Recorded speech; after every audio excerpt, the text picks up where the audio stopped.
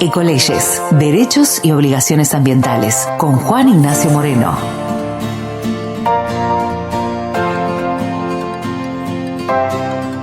Bueno, ya estamos en comunicación con Juan. ¿Cómo está, Juan? Buenas tardes.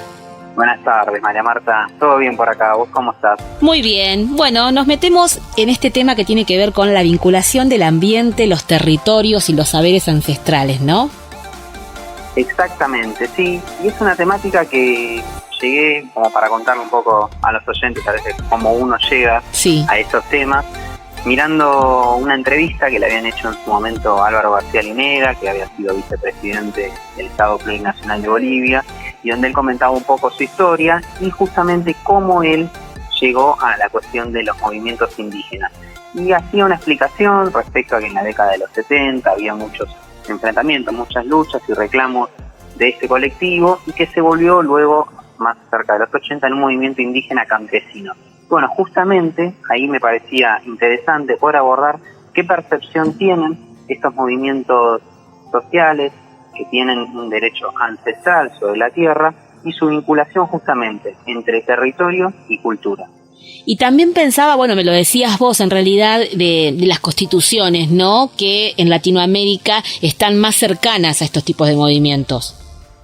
Bueno, en ese sentido, María Marta, es fundamental siempre hablar de la normativa, porque una cuestión es mencionar, ¿no?, los reclamos que hay de movimientos, pero tiene que haber siempre algo por escrito, como para que esos derechos puedan ser reclamados no solamente por un movimiento, sino que tengan un sustento y un aval jurídico. Y aquí tenemos distintas constituciones que realizan un abordaje sobre la protección de los pueblos indígenas y la vinculación que hay con los, podemos decirle, en algunos casos recursos naturales, le dirán, y en otros bienes naturales. Es así como la Constitución de Brasil, la última que se encuentra en vigencia, que es la del año 1988, nos habla sobre tierras indígenas y que las mismas, tanto su explotación como aprovechamiento hidráulico, tienen que tener un permiso por parte del Congreso, es decir, de la Asamblea, el Poder Legislativo. Además nos menciona que el Ministerio Público debe defenderlo judicialmente, y nos comienza a hacer un poco un raconto sobre aquellos derechos que se deben proteger, por ejemplo, a las costumbres, al lenguaje, y acá un poco también identificado, ¿no?, esa relación que hay entre territorio y la cultura, porque dice que tiene que preservarse los recursos naturales, que son imprescindibles, que el usufructo, es decir, el uso de esos recursos naturales, es parte y es posesión permanente de estos pueblos indígenas, que tienen justamente un saber ancestral que tiene que protegerse. Pero ¿por qué protegerse? Porque también se presentan estas cuestiones de el avance de la deforestación, muchas sociedades que terminan pasando, que se trasladan del campo a la ciudad, entonces no se pueden transmitir esos saberes de generación en generación. Entonces también es importante ese tipo de explicación, y por ejemplo la Constitución de Brasil nos habla que en caso de que se traslade un grupo indígena por una catástrofe ambiental, debe devolverse, ¿sí?, este territorio, y tiene que volver cuando la situación esté en mejores condiciones. Pensaba en todo lo que ha sucedido en el Amazonas, ¿no?, en Brasil, y cómo su constitución de alguna manera lo prevé, pero bueno, el gobierno también que está en ese momento hace o no uso, ¿no?, y de alguna manera las normas y permite que esa constitución de alguna manera se haga eficiente, ¿o no?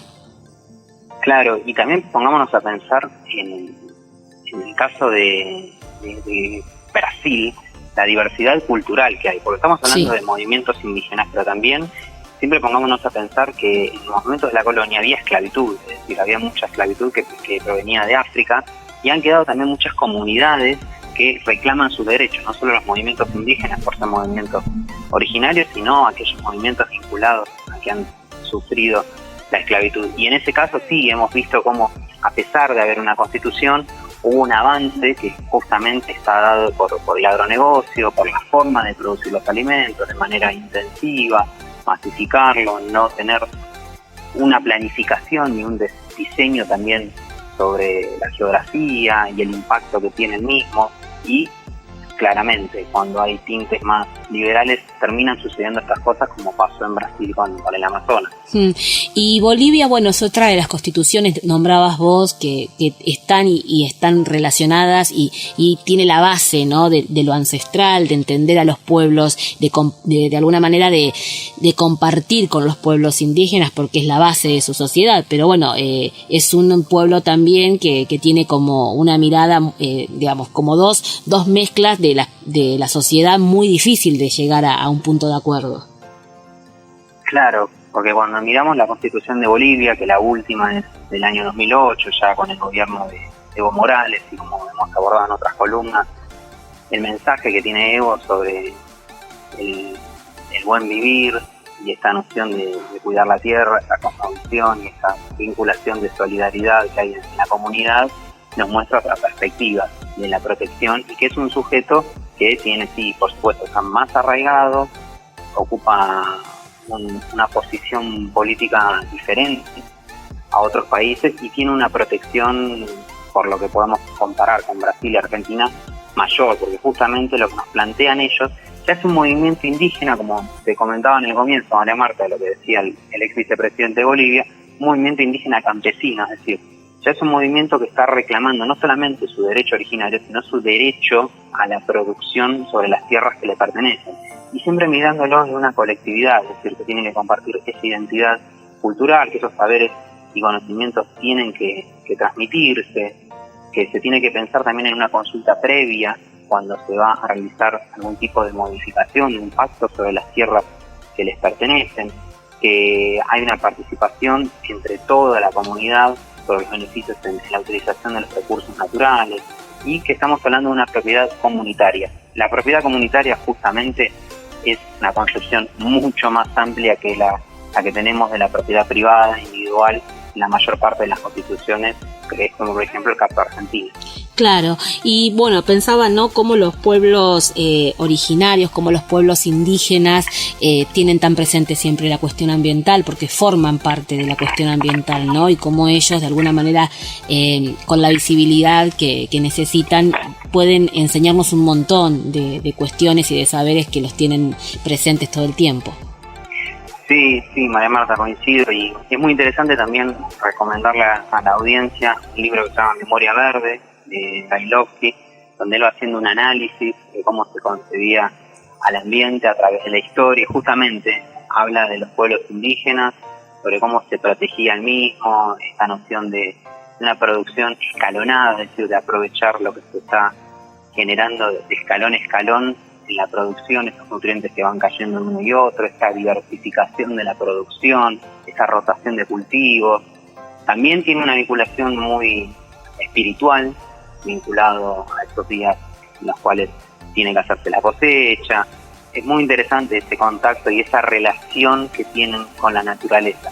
En el caso de Argentina, sí que quería mencionar también, sí, María Marta, tenemos una mención en la Constitución Nacional entre las atribuciones y facultades que tiene el Congreso de la Nación, que nos habla de un poco el derecho que tienen los pueblos indígenas a las tierras que ocupan, de la propiedad comunitaria, que hace una mención específica, y que debe asegurarse por parte del Congreso una gestión respecto a los bienes naturales. Pero cuando miramos en comparación con las otras constituciones, vemos que se queda un poco corta la Argentina, y también cabe destacar que en su momento, cuando se unificaron el Código Civil y el Comercial, que previamente al 2015 eran dos códigos distintos, se unificaron los mismos en el año 2015.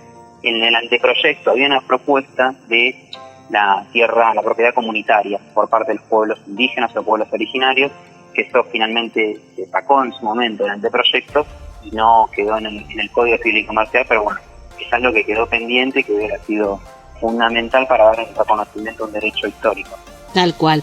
Bueno, Juan, la verdad es que está bueno hacer estos recorridos que vos nos traes, porque bueno, son temas que están siempre relacionados. Sí, es importante, María Marta, también estos espacios para visibilizar todas esas luchas, resistencias, y cuando se escuchan los testimonios de los pueblos indígenas, ver cómo se logró materializar en cartas fundamentales y en constituciones, que esto queda para la historia de los países. Pongámonos a pensar que no se reforma una constitución todos los días, que son periodos, como vamos en el caso de Argentina, ya casi 30 años de esa reforma de la constitución, que eso lleva a sus acuerdos políticos, que es fundamental, por ejemplo, tener esa expectativa en la Constitución de Chile. Claro. Busca también establecer un poco esa mirada. Sí, nos queda pendiente la de Chile, ¿no? Que cuando se reforme finalmente poder analizarla y que va a marcar las bases para muchísimos años, ¿no?